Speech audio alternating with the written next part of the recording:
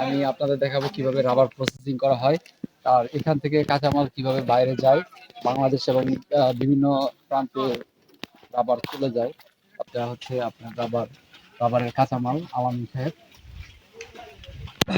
খুব সুন্দরভাবে প্রথম 2-3 দিন সংরক্ষণ করা হয়, শুকানো হয়, শুকানোর পরে 2 দিন 3 দিন আপনার শুকানো হয়। শুকানোর পরে তারপরে আপনার প্রক্রিয়াজাত করার জন্য রাবারগুলো বিভিন্ন এলাকায় চলে যায়। তো আমি দেখাবো দিদিদের নিবে। ঠিক আছে, এখানে কিভাবে প্রসেসিং করা হচ্ছে, এই যে এখানে প্রক্রিয়াজাতকরণ হচ্ছে এই কাঁচামালগুলা। ভাই আপনারা কয় দিনের জন্য এটা সংরক্ষণ করেন? আমাদের এখানে একটা নিয়ন্ত্রণ আছে, যেমন আপনার আমাদের এখানে যে এটারে একটা চিপ বলা হয়, ৬০০০ হওয়ার পরে আপনার আগুনে হিট দেওয়া শুকায়া তারপরে এটা বাজা যাচ্ছে।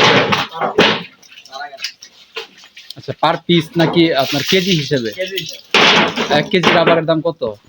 বর্তমান মূল্য বাজার হিসেবে 130-40 টাকা। 130-40 টাকা। আচ্ছা ঠিক আছে, আপনারা কাজ করেন, দেখলাম খুব ভালো লাগলো। জি কোন দাম বানানি হয়? ও আচ্ছা আচ্ছা আচ্ছা। না না ঠিক আছে বলছে।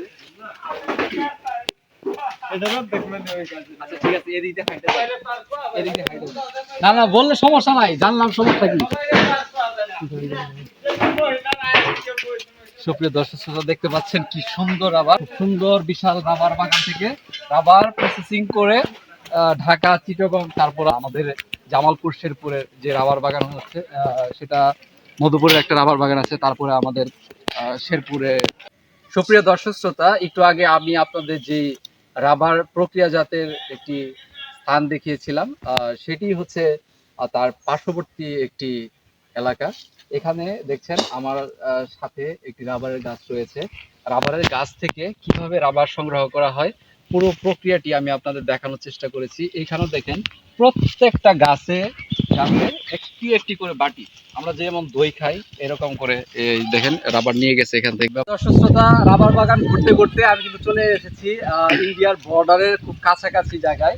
এখানে অনেক সুন্দর জায়গা, আপাদের নিবেন না, এগুলো নেন, খুব সুন্দর জায়গা। মানে গাছগুলো আমরা আরো সামনে যাওয়ার চেষ্টা করব, আপনাদের দেখানোর চেষ্টা করবো। আমার বাগানের পরে আমরা কিন্তু মধুটিলার আপনার সামনে দেখানোর পরে গেটের সামনে দেখানোর পরে আমরা চলে এসেছি একবারে মানে লেকের মাঝখানে।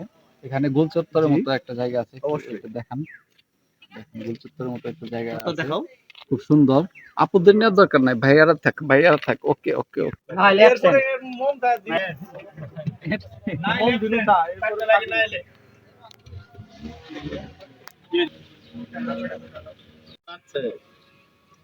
কত করে কটা থাকে এটা? 20টা। নিলে কিছু কম দাম বেড়াবার আইছি এইটুকি। তো সুপ্রিয় দর্শক শ্রোতা, আপনাদের কতটুকু দেখাতে পেরেছি আমি জানি না। আমি 5-7 মিনিটের মধ্যে আপনাদের দেখানোর চেষ্টা করেছি, কিংবা এর কম বেশি হবে।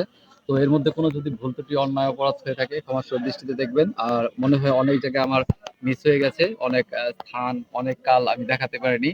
তো পরন্ত বিকেলে মধুটিলা ইকো পার্ক থেকে বিদায় নিচ্ছি, মোহাম্মদ মেহেদী হাসান। আর নতুন ভাবে এইখানে যে একটা আহ মসজিদের মতো, কিংবা অনেক নামাজের জন্য মানুষজন আসে দূর দূরান্ত থেকে। আমরা আপনারা দেখতে পাচ্ছেন যেখানে মাদ্রাসার ছাত্ররা এসেছে, যুবায়ন অধিদপ্তর থেকে ছাত্ররা এসেছে। তো আমার অনুরোধ রইল কর্তৃপক্ষের কাছে যে তারা যেন একটু নামাজের জন্য এখানে মানে একটু জায়গা করে দেয়, যাতে একটা রুম হিসেবে কিংবা মসজিদের মতো করে, যাতে দর্শনার্থী আসলে তারা যাতে সুন্দরভাবে নামাজ পড়তে পারে। নামাজের জন্য এখানে যাতে একটু জায়গা করে দেওয়া হয়। তো পড়ন্ত বিকেলে মধুটিলা ইকো পার্ক থেকে বিদায় নিচ্ছি। সবাই ভালো থাকবেন, সুস্থ থাকবেন। আসসালামু আলাইকুম।